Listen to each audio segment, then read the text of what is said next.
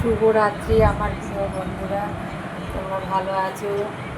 আশা করি সবাই ভালো আছো। আজকে আমি রাত্রিবেলা রান্না করেছি। ছেলে অনেক দিন ধরে পোলাও খেতে চাইছে, তাই পোলাও করেছি।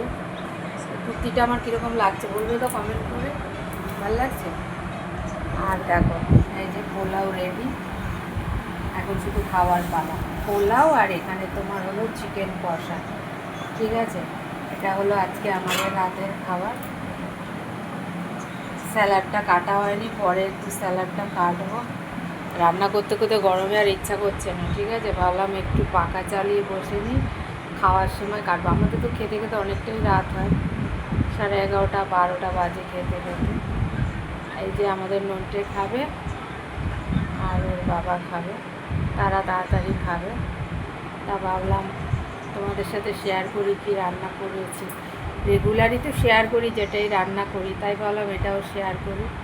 আর কে কে পোলাও খেতে ভালোবাসো কমেন্ট করে বলবো। পোলাও আর চিকেন কষা। ঠিক আছে, টাটা। সবাই ভালো থেকো, সুস্থ থেকো। আমি চাই সব সময় তোমরা ভালো থাকো, সুস্থ থাকো। ঠিক আছে, টাটা।